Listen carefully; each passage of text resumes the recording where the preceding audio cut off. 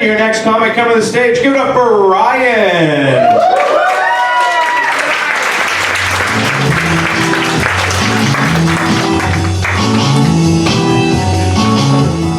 Hello. Hello. I know what you're thinking, but no, none of us have ever met before. I just look this generic naturally.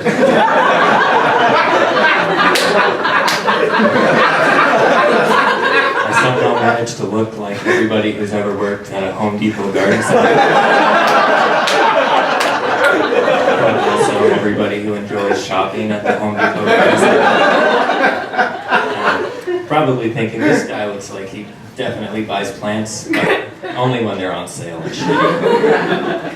You know, around Halloween, when those stores have those like non-copyright knockoff costumes, there's like the red and green Plumber Brothers. You want to be like a superhero, you can be Arachnid Man or something.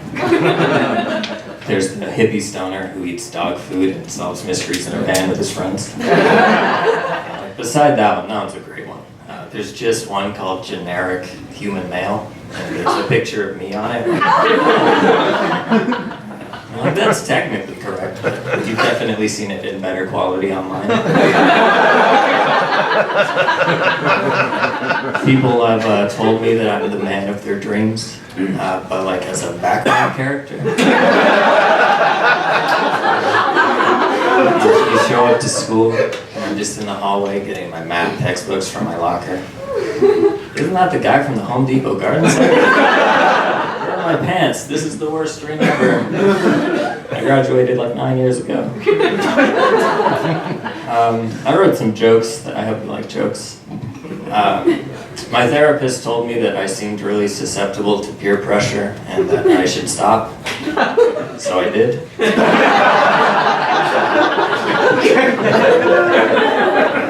Women like to say that penis size doesn't matter. I think they're lying, because why else would whales be so sexy? I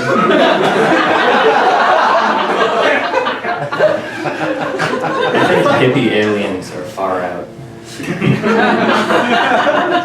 This one's a little bit different, so DJ, I'm gonna need you to run the fucking track. That was an impression of my high school gym teacher.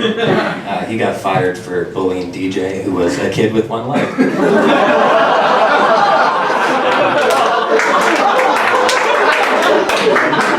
This next bit I call jokes for your eyes, and they're jokes for your eyes. Unless you're in the back row and you can't see them, and then I'll just read them out, and they're like normal jokes. This first one is pretty simple.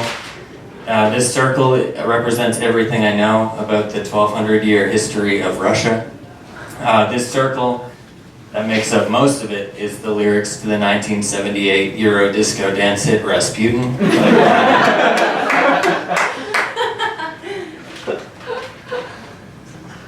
Turning the pages is the hardest part. This is a list of things that I equate to a positive marijuana experience. It's locally grown, it's a little skunky, it's baked into brownies. What I think is interesting is that this is a list of things that I think make up a negative roadkill experience. It's locally grown, it's skunky, or it's baked into brownies. It's just the same list.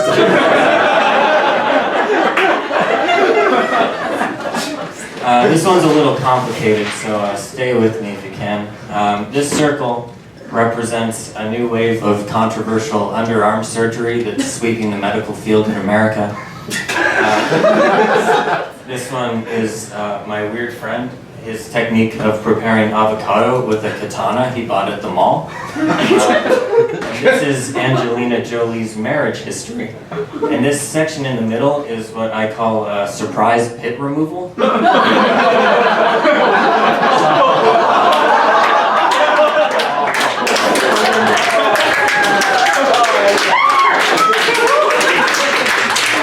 worry if you didn't see it coming. This last one is pretty simple. This is just a graph of how useful I found graphs in my life. Right here at the start, I was born, I was a baby. The only important thing was crying after I pooped my pants and not graphs. Here we have elementary school. You start to learn what a graph is. It's the most important a graph has ever been in your life, but you're 8 and nothing you do is important. Here we have high school. They're preparing you for college. You need to know what a graph is. They give you an important calculator to make different kinds of graphs. And I used that calculator to make a penis, and it was very fun. Down here is college. I went to art school because I made mistakes. I didn't use graphs at all, but I went back to crying when I pooped my pants.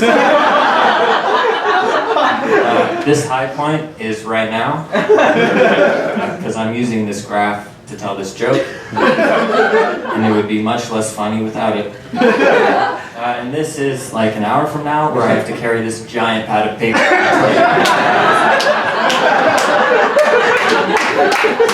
That's it for me. If you need me, you can find me at the Home Depot garden center.